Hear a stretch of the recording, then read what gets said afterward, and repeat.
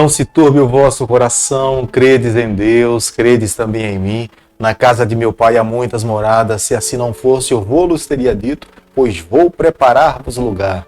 Foi com essas palavras que Jesus confortou o coração dos seus discípulos. Eles estavam aflitos, conturbados, com medos, pensando como é que eles ficariam aqui nesse mundo sem a presença de Jesus Cristo. Mas o Senhor os confortou, falando: eu voltarei, irei preparar moradas, e quando eu voltar, levarei todos vocês para estar comigo e viver comigo eternamente.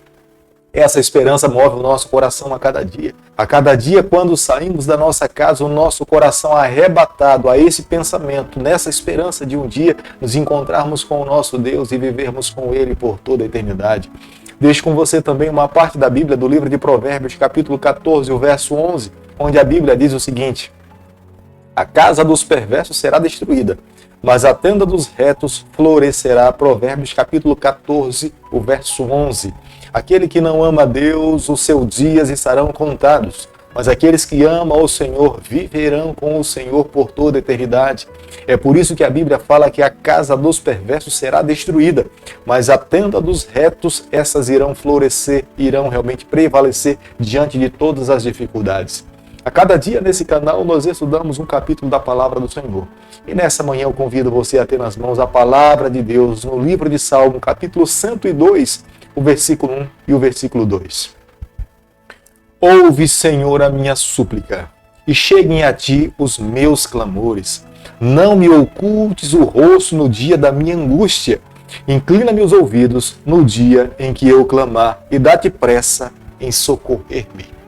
Quando nós passamos por problemas, dificuldades e lutas desse mundo, a quem nós recorremos? Aqueles que conhecem ao Senhor, que amam ao Senhor e confiam no Senhor, correm na direção dele. Colocam nas mãos de Deus os seus problemas e esperam que pela fé Deus é suficiente e poderoso para resolver todos os nossos problemas. Mas eu fico imaginando, pense em alguém que não conhece a Jesus Cristo, que não conhece a Deus, que não confia no poder do Senhor. Quando passa por lutas, dificuldades, aflições, tormentas, a quem confiar, a quem recorrer? O salmista no Salmo 102, ele reconhece que Deus é soberano, é para ele que ele corre, é nas mãos de Deus que ele deixa o seu problema. Ele pede para que Deus possa intervir na sua vida. O Salmo 102, ele não é tão específico a respeito dos seus problemas, mas ele sabe que diante de todas as lutas que ele possa passar, somente Deus é suficiente para resolver todas as suas dificuldades. Possivelmente o Salmo 102 tenha sido composto por alguém quando estava sendo levado para o exílio e no caminho, indo em direção ao exílio, com seu coração partido, vendo pessoas que ficaram para trás, familiares mortos, os seus inimigos lhe conduzindo com um braço forte para que eles pudessem ser escravos em terra estranha, ele agora se volta para Deus e abre o seu coração, pedindo para que Deus pudesse ser o seu socorro, Deus pudesse ser o seu auxílio, Deus visse tudo o que estava acontecendo e fosse o próprio Deus que fizesse justiça na vida do seu povo. Nos dias em que nós estamos vivendo, Deus tem um remanescente nesse mundo. Quando esse remanescente é perseguido, aflito, passa por lutas, dificuldades, a quem recorrer? Deus nos ensina na sua palavra que nós precisamos aprender a confiar nele. Somente aqueles que viverem uma vida dependente no Senhor é que alcançarão a vitória. Nem todas as pessoas que são chamadas a fazer parte do remanescente continuarão dentro desse movimento, mas aqueles que mantiverem a sua fé no braço do Senhor, esses alcançarão a vitória. Eu e você, a cada dia, nós somos chamados a viver uma vida dependente do Senhor. É por isso que nós precisamos desenvolver um relacionamento forte com o Senhor. Não podemos permitir que qualquer vendaval, ou vento, ou tribulação, ou dificuldade abale a nossa fé. Nós precisamos sempre nos manter seguros nos braços do nosso Pai. O título do Salmo 102 é Arrependimento e Esperança. Na verdade, o salmista ele não busca tratar de uma questão específica, mas ele generaliza todas as dificuldades em que seu povo passou. Mas olhando para o futuro, ele acredita que o Deus que ele conhece, que ele desenvolveu um relacionamento, esse Deus é um Deus da segunda chance, é um Deus da graça, é o Deus da misericórdia. Ele irá ouvir o clamor do seu povo, Ele irá atender a necessidade de cada um dos seus filhos. No versículo 2 do capítulo que nós estamos estudando nessa manhã, o salmista se volta para Deus e fala: não oculte o seu rosto de nós. Na verdade, o salmista sabia, se eles estavam sendo levados para o cativeiro ou estavam passando por momentos difíceis, o templo tinha sido destruído, possivelmente tenha sido aquela invasão dos babilônicos e eles agora estavam sendo levados para a Babilônia.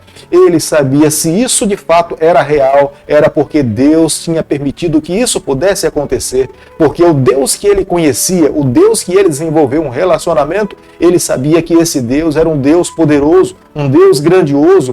Esse mesmo Deus tirou o seu povo da nação mais poderosa da época, que era o Egito, com mão forte, e os levou para a terra de Canaã e os deu como herança. Se tudo estava acontecendo, é porque Deus permitiu que isso pudesse acontecer. No versículo 5 do capítulo que nós estamos estudando nessa manhã, dá para nós compreendermos a magnitude do sofrimento do salmista, que ele fala que os seus ossos se tornaram visíveis para as pessoas. Ele já não mais conseguia se alimentar direito, já não mais dormia em paz, e o seu sofrimento era tão intenso que não era apenas um sofrimento psicológico, mas tinha se tornado agora também um sofrimento físico.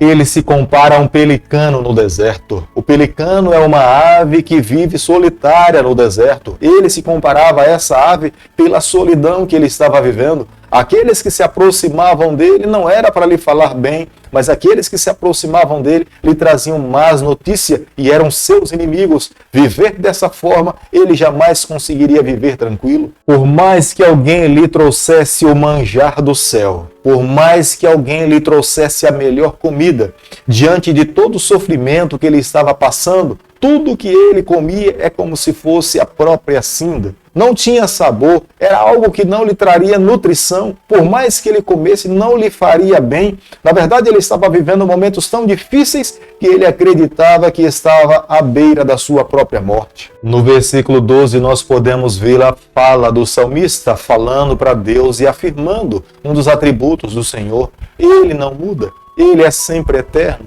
As suas ações sempre são para salvar os seus filhos. Por mais que um ser humano mude, deixe de amar a Deus ou siga por outros caminhos, a bondade de Deus, a graça do Senhor sempre será abundante sobre a nossa vida. Mas nós jamais devemos nos esquecer. Um dia a graça do Senhor chegará ao seu ponto final. Ele fará justiça sobre essa terra. Aqueles que amaram a Deus irão receber a sua recompensa, mas aqueles que não amaram ao Senhor também irão receber a sua devida recompensa. Aqueles que estavam sendo levados e exilados para a Babilônia amavam tanto Jerusalém que eles preferiam ver fora da cidade pedras e pó do que viver longe da sua própria cidade, porque estar em Jerusalém era estar presente, próximo ao templo e à casa do Senhor. Automaticamente eles sabiam que ali naquele lugar Deus tinha estabelecido o seu nome para abençoar toda uma nação de Israel. Ser levado para longe dessa cidade era um sofrimento para todo judeu, todo israelita. Salmo capítulo 102, o versículo 15, a Bíblia diz o seguinte: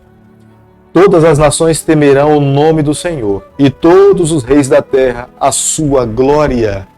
O salmista tinha pleno entendimento que Deus governa todo o universo. Se ele tinha permitido que aquilo pudesse acontecer, porque era, na verdade, o propósito do Senhor. Ele tinha razões para que permitisse que o seu povo passasse pelo vale da sombra da morte, mas Deus escolheu Jerusalém, o povo dele, como sendo o povo que representasse o seu nome. Eles não continuariam naquele lugar. Eles seriam mais uma vez restabelecidos a voltar a morar em Jerusalém. O tempo eles não sabiam, mas no tempo de Deus, da maneira de Deus, Deus traria cada um dos seus filhos mais uma vez para estar dentro de Jerusalém. Jerusalém foi escolhida a anunciar as boas novas de salvação. Jerusalém foi escolhida para representar o nome de Deus nessa terra.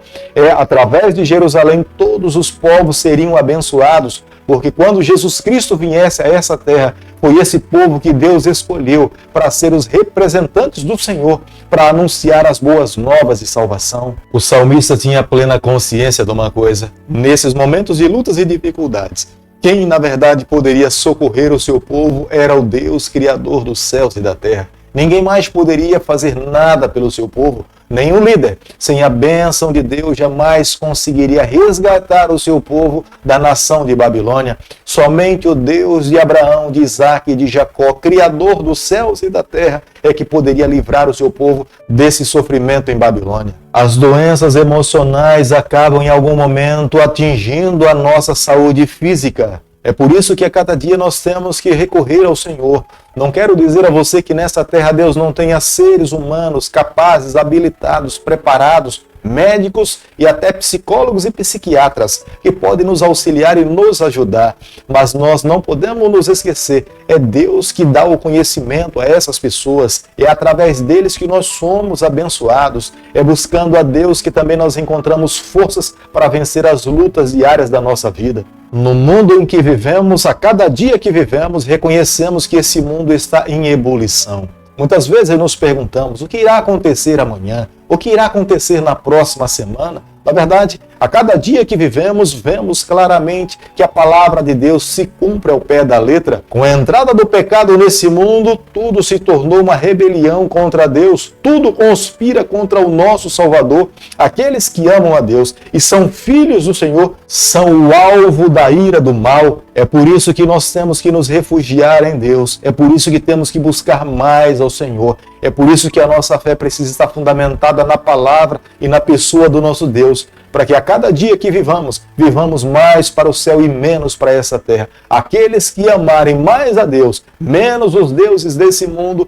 terão a plena certeza que o nosso Deus manterá o nosso nome escrito no livro da vida e seremos convidados pelo Senhor para viver com Ele eternamente. É por isso, amigo, que te convido a cada dia a buscar a palavra do Senhor, se colocar de joelhos, cantar louvores ao nome do nosso Deus, refletir nas santas, sagradas palavras de Deus. Se vivermos dessa forma, tenha certeza, o céu se abrirá para cada um de nós. Ouviremos o nosso nome e estaremos com o nosso Deus por toda a eternidade. Querido Pai, em Tuas mãos nessa manhã nós nos colocamos. Reconhecemos as nossas limitações, mas confiamos no Teu poder, na Tua majestade. Por favor, Senhor, guia a nossa vida. É o nosso pedido e a nossa oração e fazemos em nome de Jesus. Que o Senhor te abençoe e te guarde. Que Ele faça resplandecer o seu rosto sobre você. Que Ele tenha misericórdia de você. Que sobre você nessa manhã Ele levante o seu rosto e conceda a sua paz em nome de Jesus.